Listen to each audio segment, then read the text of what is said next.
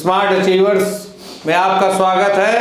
आज हम आपके लिए लाए हैं, अभी आप जेईई मेंस का पेपर देकर आए हैं और सभी शिफ्टों के पेपर हो चुके हैं और सबसे पहले सबसे तेजी के साथ हम आपके पास लाए हैं सभी पेपरों का कैसे एनालिसिस करके हमने बताया है कि किस तरीके की आपको परसेंटाइल आने वाला है, कितनी रैंक आने वाली है और कितना ही आप कौन से कितने क्वेश्चन करके आए होंगे पर पेपर में, तो आप कितने रैंक ला सकते हैं, कितना पेपर में आपने जो क्वेश्चन आपने देखे होंगे कितने ही अच्छे टाइप के क्वेश्चन आए। इस बार तो आप लोगों के लिए बहुत आसान तरीका कर दिया है, बहुत ही अच्छे तरीके से आप नंबर ला सकते हो और इन सब चीज़ों में एनालिसिस किया है हम लोगों ने। बहुत ही ब्रीफ एनालिसिस है और इतना सटीक एनालिसिस आपको कहीं नहीं मिलेगा। और हमारे पराग सर हैं हमारे साथ और साथ में है शैलेन सर जो बताएंगे कि किस तरीके का पेपर पैटर्न रहा है, कि कैसे क्वेश्चन इजी था, मॉडरेट था, डिफिकल्ट लेवल क्या था उसका और उसका मीडियम किस तरीके से था। ये सब आपको इसमें पूरे वीडियो में एनालिसिस हम आपको साथ में ये भी बताएंगे कि किसको आईआईटीज में क्या कट ऑफ आएगा, एनआईटीज के लिए क्या चांसेस हैं, ट्रिपल आईआईटीज के लिए क्या चांसेस हैं, गवर्नमेंट स्कूलों में स्टेट वाइड आप किस किस कॉलेज में जा सकते हैं। ये सब इस वीडियो में आपको मिलने वाला है। लास्ट तक वीडियो को जरूर देखिएगा। लास्ट में हमने एक बहुत अच्छा सा एनालिसिस किया है, उस पर जरूर गौर करिएगा मेरे प्यारे दोस्तों। इस बार का पेपर जिस तरीके से आया है, पराग सर के साथ क्या लग रहा है आपको? Hello students, welcome to smart achievers. Shailen Gupta sir, Shailen Mishra sir and मैं पराग सिंघल आज आपके लिए लेके आए हैं हम लोग सबसे सटीक, सबसे सही, सबसे तेज analysis of JEE main examination. Sir जरा उनको दिखा दो, दीजिए स्क्रीन दे बच्चों को कि देखिए जेईई मेंस 2024 में subject wise marks, percentile and rank cut off analysis हम लाए हैं।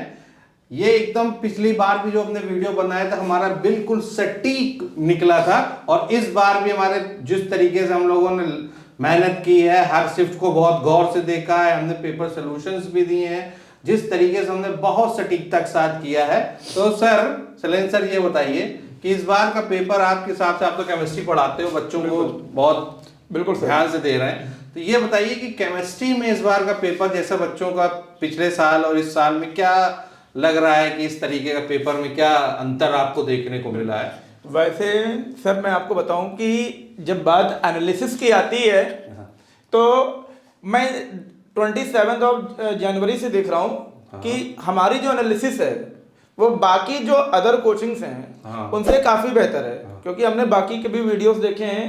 कई क्वेश्चन बाद में करेक्ट कराते रहे, ये गलत हो गया, वो गलत हो गया, बट हमारा अपना जो इस पर एनालिसिस है बिल्कुल सटीक क्वेश्चंस, बिल्कुल सटीक आंसर्स और एक्सप्लेनेशन। तो कहना क्या है सर इसमें यहाँ पर बहुत यहाँ पर रही बात सर, जो बात की गई यहाँ पर एक चर्चा छेड़ी गई है कि पिछली बार और इस बार में क्या फर्क है।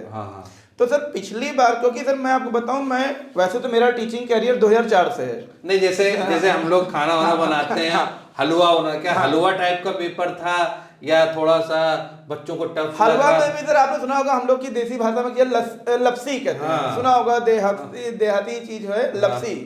थोड़ा उसको हलवे से भी ज्यादा आसान होता है डाइजेस्ट करना। पराग सर खाए होंगे हम लोग तो, अगर क्यों इधर आइए सामने, गाँव टच सर हम लोग का है सर इसमें। यहाँ पर तो जो बच्चे जानते होंगे वो थोड़ा उसको कह सकते हैं कि पिछले बार की तुलना में इस बार पेपर बहुत इजी था। नहीं, जैसे बोर्ड के एक्सपेक्टेशन से देख रहे हैं, मुझे तो ऐसा लगता है कि बोर्ड है, जैसे 12th का जब बच्चा पेपर दे रहा है उसके लिए तो ये हो गया है कि बोर्ड का एग्जाम के साथ साथ अब जेईई एग्जाम निकालना भी उसके लिए बहुत इजी, बहुत हो गया है। क्वेश्चन करना है तो फिजिक्स में तो कमाल ही हो गया है। अरे सर बस आप विश्वास नहीं करेंगे, हमने कभी कल्पना नहीं की थी कि फिजिक्स में बच्चों के लिए ऐसा होने वाला है।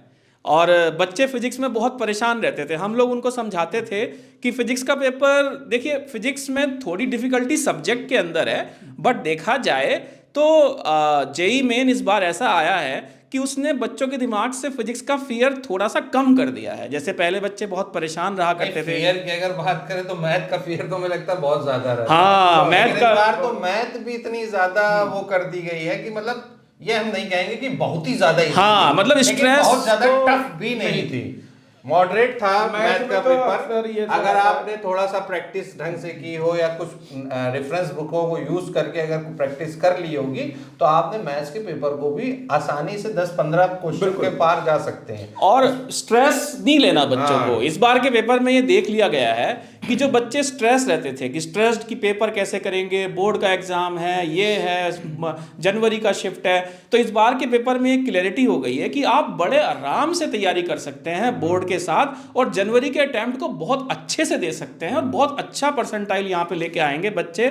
और जो एक फियर था वो बिल्कुल खत्म होने वाला है इस बार कोई फियर तो नहीं रहा है बिल्कुल भी। बच्चे बहुत खुश थे। अब एक इस तरीके का कंपटीशन कर दिया गया है कि जिस तरीके हर कोई अब स्पीड पर ज्यादा ध्यान दिया गया है। जहां तक मुझे लगता है कि क्वेश्चनों की स्पीड अच्छी हो। पहले ये था कि कॉन्सेप्ट तो था ही, लेकिन थोड़ा स्पीड पे भी अब बच्चों को ध्यान देना होगा। पर भी सर एक चीज बहुत अच्छी इस बार मैंने देखी है कि जो एनटीए ने बहुत अच्छा काम किया है कि इन्होंने ये कहते हैं कि पूरा एनसीईआरटी और सीबीएसई बेस्ड है। इस बार के एग्जाम में स्पेशली अगर मैं केमिस्ट्री की बात करूं तो ये कह सकते हैं कि जिसने एनसीईआरटी को लाइन बाय लाइन पढ़ा है तो समझ लीजिए कि उसके लिए बोर्ड और आईटी मेन में बस 19-20 का फर्क रह गया है। नहीं इतना भी सब नहीं होगा, थोड़ा बहुत तो बच्चों को मैथ्स में जहां तक देखा है जो उन्होंने सिलेबस दिया था उससे भी कुछ क्वेश्चन अलग आ गए, आउट ऑफ सिलेबस कह सकते हैं कि कुछ क्वेश्चन ऐसे थे जो आउट ऑफ सिलेबस थे। एक दो शिफ्ट हम लोग हाँ मैथ्स में सर हो सकता है, बट जैसे केमिस्ट्री जब बात होती है सर इसमें यहाँ पर तो ये था कि जो पेपर क्वेश्चन का लेवल था, एक दो क्वेश्चन मैंने बच्चों को भी ऑन एक्सप्लेन के रिकॉर्डिंग में दिया।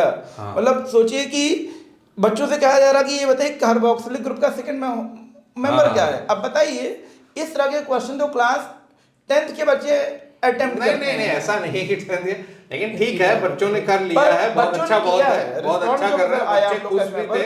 कुछ बच्चों का और बच्चों को ऐसे भी निराश होने की जरूरत है, अभी दूसरा अटेम्प्ट है, अगर नहीं अच्छा किया तो इससे एनालिसिस लेकर हमारे वीडियो से एनालिसिस लेकर आप देखिए। अब हम आपको दिखाने जा रहे हैं कि किस तरीके की रैंक ला सकते हैं, परसेंटाइल ला सकते हैं, और जो हमने एनालिसिस किया है वो आपको हम लोग ब्रीफली बताते हैं। जैसे कि अगर हम 27 जनवरी फर्स्ट शिफ्ट की बात कर लें तो हमने इसको 2 लेवल में, अब की बार मैंने डिफिकल्ट लेवल नहीं रखा है, मैंने 2 ही लेवल रखे हैं। एक लेवल रखा है इजी और मीडियम। अगर आप पेपर को उठाएंगे, सारे दिन के क्वेश्चनों का एनालिसिस करेंगे, तो जैसे कि हम फिजिक्स की बात करने पर अक्सर, तो फिजिक्स में आप बताइए कि मैं बताता हूं फर्स्ट शिफ्ट का क्या था और किस तरीके से था। फिजिक्स की बात करते हैं सर। पहले मैं शीट को बच्चों को समझाना चाहूँगा कि शीट में क्या हम लोग प्रेजेंट करने वाले हैं। इस शीट के माध्यम से हम ये समझाने वाले हैं स्टूडेंट्स को कि कितने क्वेश्चन आसान थे और कितने क्वेश्चन मीडियम थे शिफ्ट वाइज फिजिक्स के पेपर में। और दूसरा ये बताने वाले हैं कि कितने क्वेश्चन करने के बाद आपको कितना परसेंटाइल या रैंक मिल सकता है। यानी कि इसको देखने के बाद आपको ये चीज़ बिल्कुल क्लियर हो जाएगी कि फिजिक्स में कितने क्वेश्चन करने के बाद आपको कितना परसेंटाइल मिलने वाला है।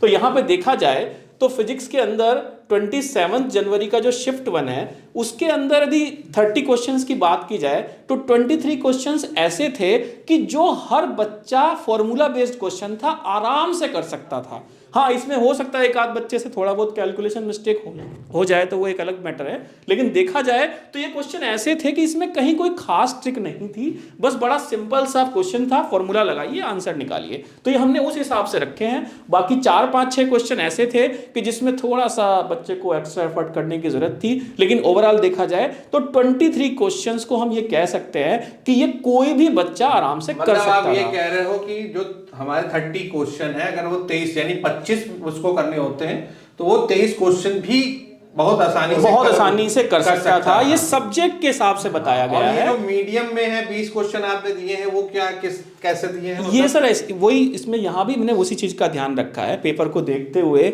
ये डिसाइड किया गया है कि इन 20 क्वेश्चंस के अंदर बच्चे को कोई एक्स्ट्रा एफर्ट नहीं करना था, उसको सिर्फ कॉन्सेप्चुअली फॉर्मूला याद करके लगाना था, आंसर निकालना था। ये ऐसे 20 क्वेश्चन थे। मतलब ये है कि ये 20 क्वेश्चन तो कर ही सकता था। बिल्कुल। अगर मान लो थोड़ा टफ भी चला गया तो 20 क्वेश्चन तो लगभग करने चाहिए। और जिस बच्चे ने इनको कर दिया है, मान लीजिए 20 जिसने कर दिए हैं या 23,000 जिसने कर दिए हैं, यानी कि उसने अपनी फुल एफिशिएंसी पे सब्जेक्ट को क्लियर कर लिया है, and he will get almost 99.97 percentile, यानी इट मीन्स एक्सेप्शनल केसेस, जो बच्चे एक्सेप्शनल होते हैं, जो पूरे के पूरे करेंगे, दे विल गेट 100, बट लेकिन तो केमिस्ट्री में भी काफी दिख रहा है कि 27 जनवरी का फर्स्ट शिफ्ट का जो पेपर था सर, ये स्टेटस है हम लोग का, और जो हम लोग का 2 लेवल पर हमने भी सर इसको जो है एनालाइज किया, एनालिसिस हमारी है। एक जो इजी मोड पे थे, 30 में लगभग 24 क्वेश्चन सर ऐसे थे जिसका मतलब था कि बच्चा निकाल ले जाएगा, यहाँ पर कर लिया गया, मतलब वो अपना कर सकता है। कि कुछ मतलब आप ये कहना चाहते हो कि 20-24 के बीच में बच्चा बड़ा पहुंच सकते हैं अगर उसने पढ़ाई की है, बिल्कुल कंटिन्यूअस, आसानी से वो कर लेगा। और पर हमने इसके बाद हमने थोड़ा और अपने लेवल पे जाके इसको देखा कि सब बच्चा एक तरीके के नहीं होते हैं। तो मैंने और इसको थोड़ा देखा कि भाई मिनिमम 20 से 20 तो ऐसे थे ही कि बच्चा कर ही ले जाए इसमें यहाँ पर, और 80 मार्क्स जो उसके आने हैं वो आ जाए उसके यहाँ पर। इसमें जो पेपर का स्टेटस था ऐसी सेकंड शिफ्ट का भी है, और तो बाकी भी हम लोग ने एनालिसिस करी है सर इसमें यहाँ पर कि हर जो है जैसे कि आप 27 जनवरी का सेकंड शिफ्ट का देखें तो आपने फर्स्ट शिफ्ट में भी 24 दिया है और उसको भी 24 दिया, लेकिन यहाँ मीडियम में चेंज किया है 23 से 22, यानी यहाँ थोड़ा सा सेकंड शिफ्ट में हल्का नॉर्मलाइज के बाद बिल्कुल 1-2 क्वेश्चन का फ्लक्चुएशन है। फर्स्ट शिफ्ट में के कंपेयर थोड़ा सेकंड शिफ्ट आगे थोड़ा फ्लक्चुएशन तो रहेगा ही, क्वेश्चन का लेवल भी। और वही अगर आप मैथ्स को देखें, जहां मैंने पिछली बार बताया था कि यहाँ 13, 14, 15 क्वेश्चनों का ये है कि, लेकिन इस बार तो मैंने 18 क्वेश्चन दे दिए हैं कि इजी क्वेश्चन 18 आए हैं, जबकि पिछली बार 10-12 की बात थी। तो 18 क्वेश्चन तो ऐसे हैं जो आप कर सकते थे, बहुत आसानी से कर सकते थे। बाकी आपका अगर लेवल है तो उसके ऊपर आप 24-22 तक भी मैथ्स में जा सकते हैं। तो 18 क्वेश्चन तो आप कर ही सकते हैं। तो जो ये फर्स्ट शिफ्ट का अगर हम पूरा एनालिसिस देखें तो फर्स्ट शिफ्ट में अगर आपने इजी लेवल में 65 क्वेश्चन कर लिए हैं, अगर आपने 65 क्वेश्चन कर लिए हैं और उसमें आपके मार्क्स आ रहे हैं 260, तो आप जो परसेंटाइल ला सकते हो वो 99.97 तक ला सकते हैं, और आपकी रैंक 985 से कम आएगी। मतलब 1 से लेकर 985 के बीच में कोई ना कोई रैंक आप ला सकते हो अगर आपने 260 क्वेश्चन मार्क्स किए। जबकि और वैसे ही आप अगर सेकंड शिफ्ट की बात करें तो सेकंड शिफ्ट में अगर हम देखें तो, और ये जो मीडियम लेवल में हमने दिया कि 232 पर अगर 232 भी कर रहा है बच्चा, मतलब अगर 58 कर रहा है, अगर नॉर्मलाइजेशन के बाद ये मिनिमम क्राइटेरिया हमने रखा है कि अगर 58 क्वेश्चन भी बच्चे ने कर रखे तो भी वो 99 के ऊपर स्कोर कर सकता है, बहुत आसानी से कर सकता है। तो ये 232 और 260 आप हम लोग फर्स्ट शिफ्ट में एनालिसिस कर रहे हैं। ये लगभग सेम। वैसे ही सेकंड शिफ्ट में अगर हम लोग देख लें तो सेकंड शिफ्ट में भी हमारा क्या है कि यहाँ पर देखिए थोड़ी सी फिजिक्स, फिजिक्स में थोड़ा सा चेंज आया है, लेकिन ओवरऑल यदि मैं नेचर की बात करूं सर तो नेचर सेम ही रहा है। नेचर सेम है, पेपर के नेचर में कोई ऐसा बदलाव नहीं किया है। बहुत ज्यादा एक्सेप्शनल पेपर सोल्यूशन में जब कर रहे थे तो जो क्वेश्चन फर्स्ट शिफ्ट में है थोड़ा बहुत बस वैल्यूज चेंज करके उसी पैटर्न का ही क्वेश्चन आया हर शिफ्ट में। बिल्कुल आपने सही समझा। ये है, और जो हमारा ये है कि इसके बाद अगर हम देखें तो सेकंड शिफ्ट में भी अगर आप 63 क्वेश्चन कर लेते हैं, 27 जनवरी में, अगर 63 क्वेश्चन करते हैं और 252 लाते हैं, मतलब इससे करीब 8 नंबर 8 क्वेश्चन कम, 8 नंबर कम हो रहे हैं, क्वेश्चन 2 कम हो रहे हैं, तो तब भी आपको 99.9 ये नॉर्मलाइजेशन के बाद जो नॉर्मलाइजेशन होगा, यानी कि फर्स्ट सेकंड शिफ्ट वालों को थोड़ा फर्स्ट शिफ्ट से फायदा मिल सकता है। 1-2 क्वेश्चन का यहाँ पे थोड़ा सा बेनिफिट है, उनको थोड़ा सा बेनिफिट मिलेगा। जबकि मीडियम लेवल में अगर देखें तो 4 क्वेश्चनों तक का फायदा मिल रहा है, जो हम लोगों ने एक वो एक्सपेक्टेशन रखा है। तो 216 नंबर भी यहाँ पर आप 216 नंबर से भी आप 99 के ऊपर जा सकते हैं, स्कोर कर सकते हैं 216 मार्क्स के ऊपर भी, अगर ये मीडियम लेवल का पेपर होता है तो। और वैसे ही अगर 29 जनवरी की बात करें सैलेंसर, तो क्या है केमिस्ट्री 29 जनवरी में तो सर देखिए केमिस्ट्री में तो बहुत ही इजी पेपर आया है। वही तो चौंक रहा हूँ कि 25 में 25 भी कर सकता है बच्चा।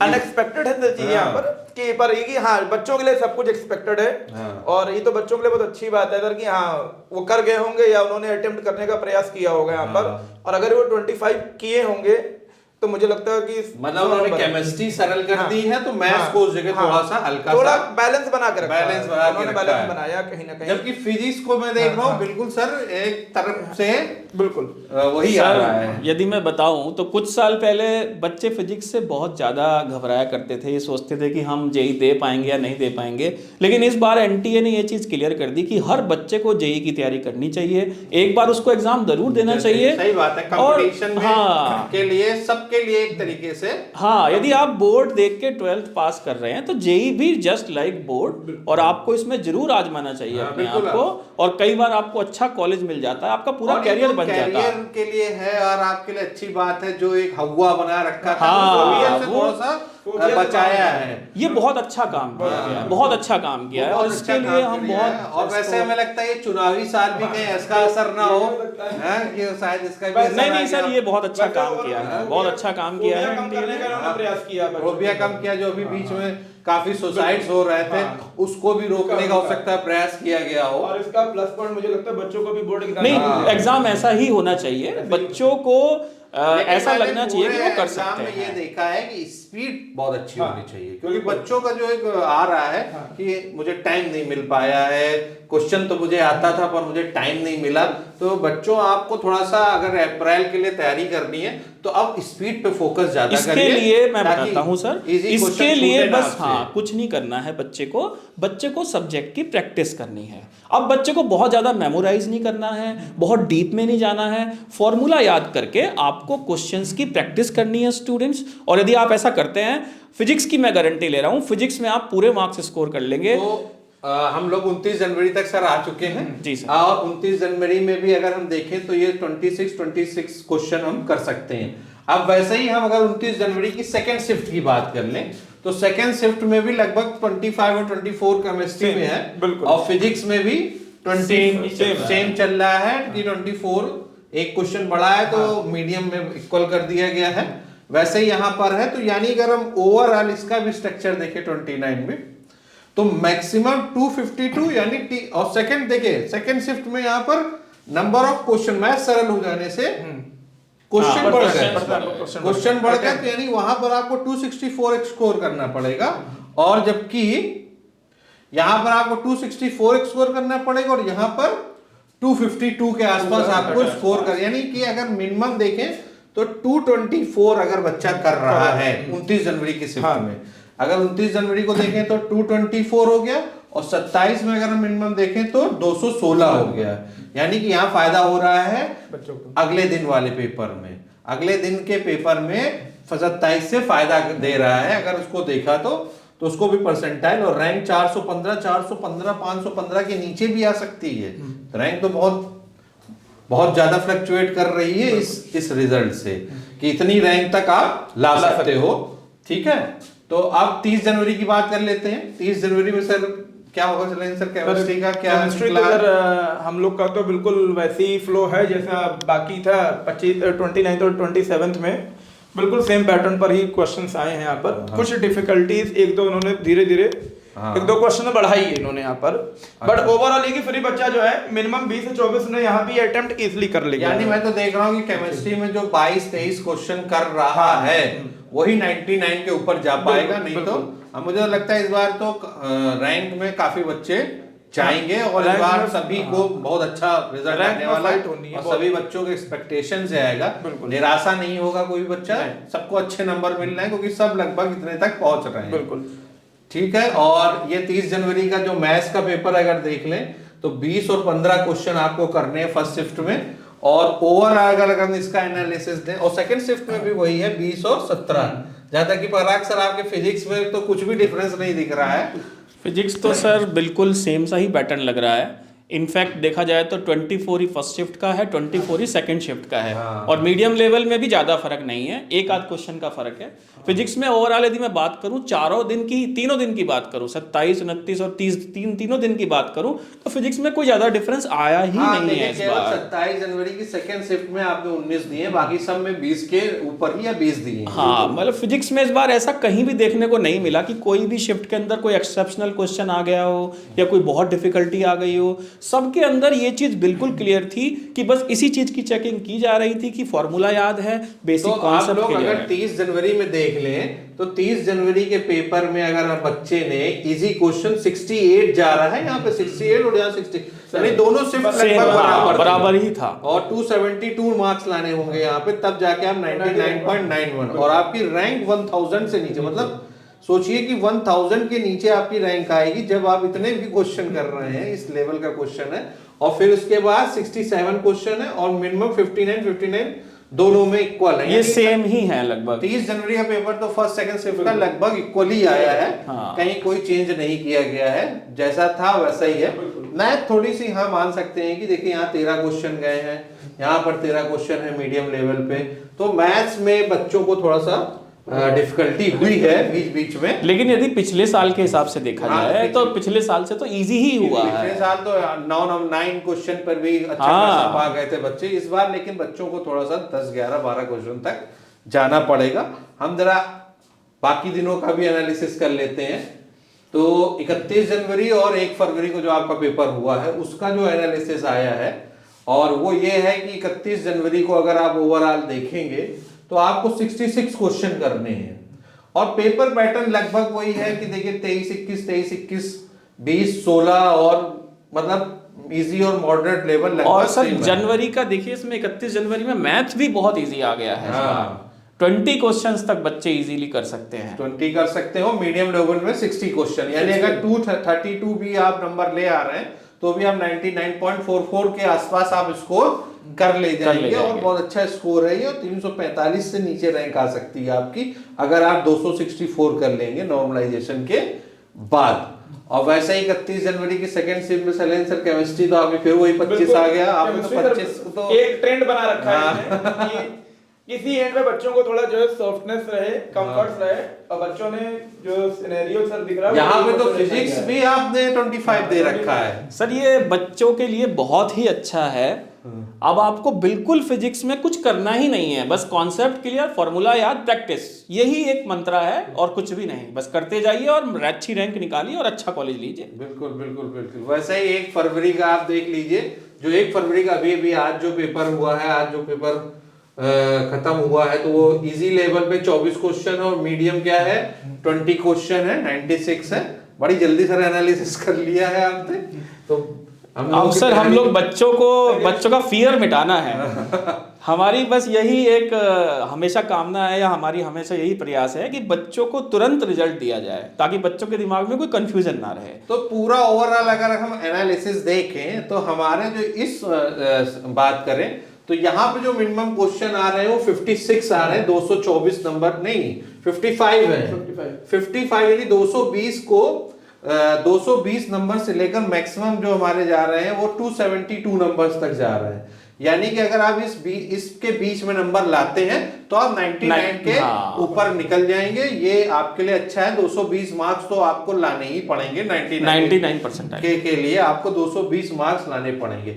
अभी बच्चों हमारी एक स्लाइड सबसे आखिरी में रहेगी जिसपे हमने पूरा नंबर वाइज बताया है कि किसने सारी शिफ्ट को मिला के जब हमने नॉर्मलाइज किया, जो एक कट ऑफ निकालता है, वो भी हमने एक्सपेक्ट किया है कि 2024 में जनवरी का जो पेपर हुआ है उसका कट ऑफ क्या होगा इस शिफ्ट में, और फिर जब अप्रैल में पेपर होगा उसको भी मिलाकर हम अगला वीडियो जब बनाएंगे अप्रैल में, तो अभी तो हमने जनवरी का ही निकाला है कि कितना है, वही ओवरऑल अप्रैल में भी जाता है। वो आप लास्ट तक इस वीडियो जरूर देखिएगा क्योंकि बहुत जरूरी है देखना। अब इसके बाद जो है तो लास्ट जो हमारी 2023 को जो आया था वो स्कोर और परसेंटाइल और रैंक इस तरीके से थी 300 281 से बीच में 131 और 140 तक का जो हमने निकाला है। तो आप जरा गौर करिए, अगर हम मिनिमम में जाएंगे तो 220 जो पिछले साल भी 99.2 आया था जब रैंक आई थी 7347 रैंक आई थी, जब 201 और 210 200 पर 99 परसेंटाइल आएगा था। लेकिन इस बार ऐसा नहीं होगा, इस बार आपको 220 तक तो लाने ही पड़ेंगे, ये ध्यान रखें, तब जाके कहीं आप 9199 परसेंटाइल को छुएंगे।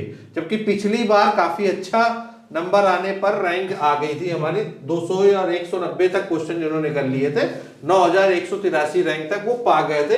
इसलिए इस बार तो ध्यान रखिएगा, इस बार थोड़ा सा पेपर इजी हुआ है।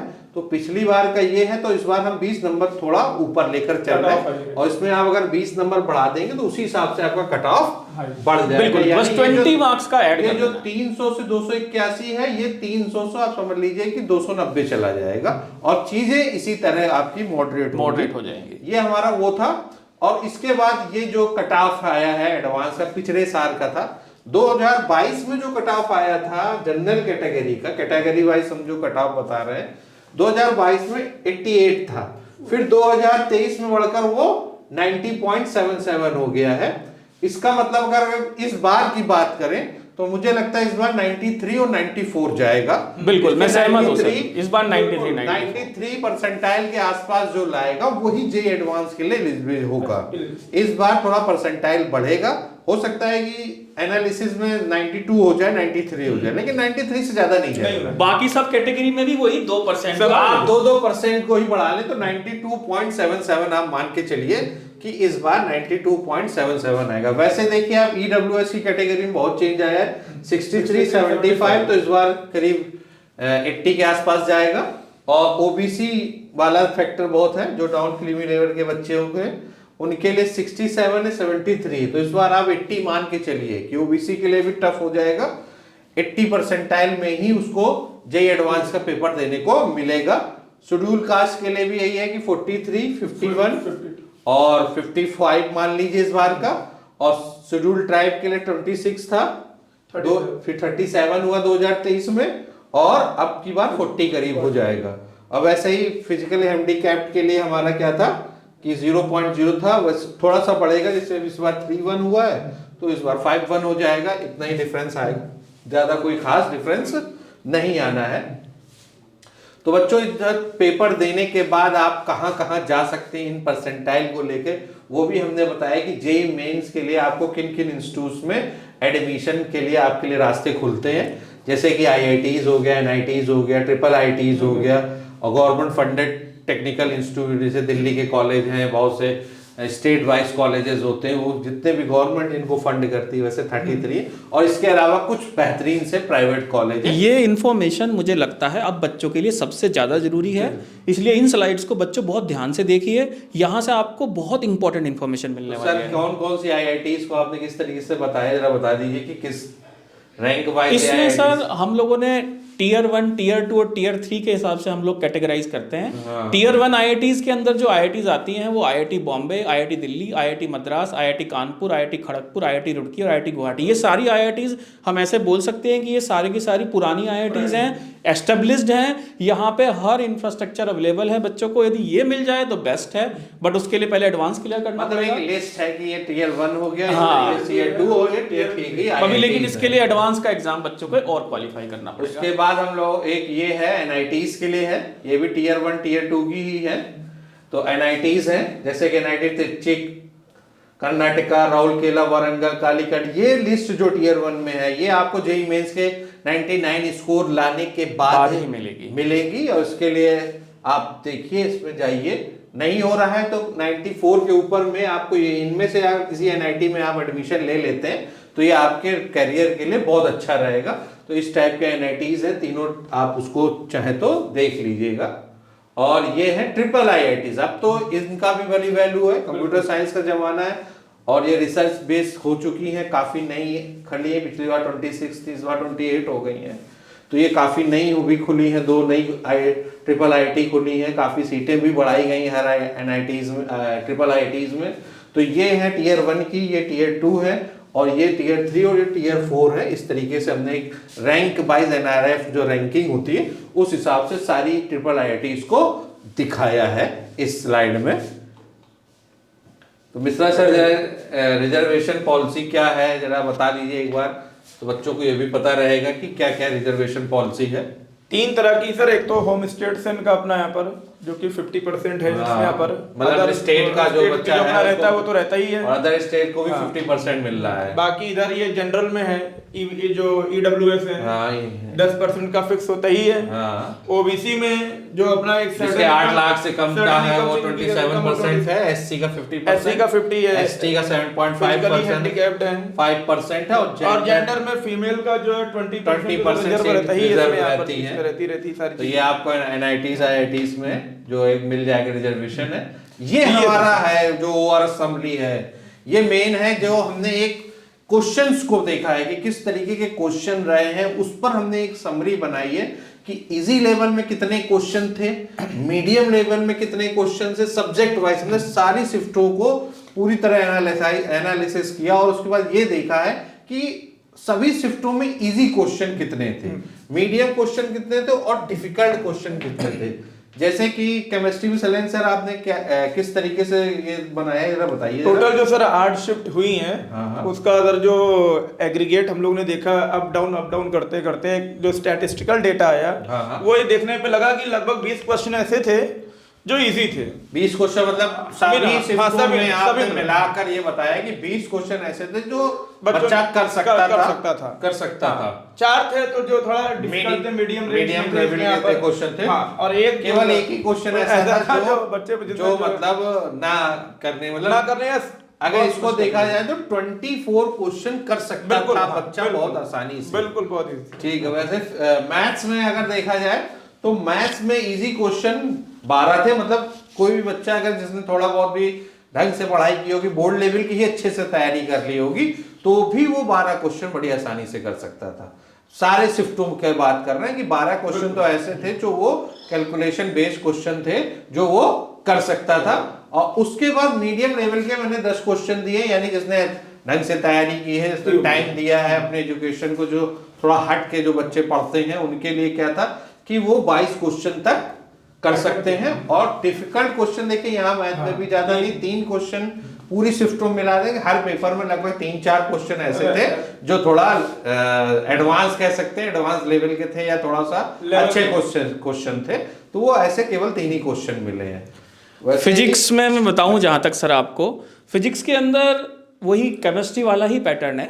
20 to 21 क्वेश्चंस की बात करें तो 21 questions are very easy in every shift, almost in every shift 20 to 21 questions are very easy and जिसको कोई भी स्टूडेंट बड़े आराम से फॉर्मूला बेस्ड कंसेप्चुअली आराम से कर सकता है। मीडियम लेवल में भी 4 ही क्वेश्चन है, बहुत ज़्यादा क्वेश्चन नहीं है, और डिफिकल्टी लेवल में तो एक भी क्वेश्चन नहीं है।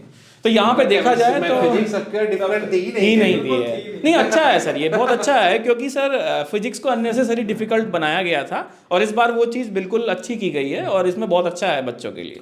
तो इस हिसाब से अगर आप देखें तो अगर आपने 53 क्वेश्चन भी कर लिए हैं, अगर आप 53 क्वेश्चन कर रहे हैं और आपके मार्क्स आ रहे हैं 212 यानी 212 के आसपास अगर आप कुछ नाम ला रहे हैं तो आप एक अच्छा 99 स्कोर छू सकते हैं। ये मतलब हमारा लास्ट कि 212 तो आपको लाने ही पड़ेंगे 99 के लिए। नहीं, अच्छे एनआईटीज में अगर आप जाना है आपको या ट्रिपल आईटीज में एडमिशन लेना है या अच्छे प्राइवेट कॉलेजेस में एडमिशन लेना है तो उसके लिए आपको 212 नंबर तो लाने ही पड़ेंगे। ये हमारी प्रायोरिटी फाइनल कट ऑफ होगा, फाइनल है हमारा, सभी का एक ओवरऑल कट ऑफ है। तो बच्चों जिस तरीके से पेपर पैटर्न आ रहा है, बहुत सा ये सब कुछ आ रहा है, आपके लिए बहुत ही अच्छा रहा है इस बार का जो एनालिसिस किया है। हमारा एनालिसिस बहुत एग्जैक्ट एनालिसिस है। आप जब रिजल्ट देखेंगे, जब कट ऑफ आएंगे तो आपको लगेगा कि जो हमने वीडियो बनाया है आपको ध्यान में रखकर बनाया। और उन बच्चों को तो बिल्कुल भी निराश होने की जरूरत नहीं जो टाइम की कमी की वजह से पेपर नहीं करा। अप्रैल का पेपर आपको ऑलरेडी पता है कि अप्रैल में भी पेपर होने वाला है और आप उसको बहुत आसानी से कर सकते हैं। इसी पैटर्न में ये क्वेश्चन आएंगे। आप अभी से तैयारी में, बोर्ड के एग्जाम भी आने वाले हैं, उसके लिए बेस्ट ऑफ लक है हमारी तरफ से। और सर सर इसके अलावा एक बात मैं और कहना चाहूँगा, इसके अलावा भी यदि किसी बच्चे का कोई इंडिविजुअल डाउट है या कोई हमसे कोई और जानकारी लेना चाहता है तो वो हमसे कांटेक्ट कर सकते हैं। हमारी सारी इन्फॉर्मेशन यहाँ पे दी हुई है। इसके अलावा आप अपने व्यूज़ दे सकते हैं हमारे को, हम लोग तुरंत आपके क्वेरी का आंसर करेंगे। यहाँ पे आपको कोई भी इन्फॉर्मेशन ऐसी नहीं है जो नहीं दी जाएगी। आप इसको देखते रहिए, हमारे आगे भी वीडियोज़ आते रहेंगे, आपको इसके बारे में जानकारी देते रहेंगे। और best of luck for the next exam in April. और हमारी टीम की तरफ से इस तरह के वीडियोज़ आपको मिलते ही रहेंगे। Thank you so much.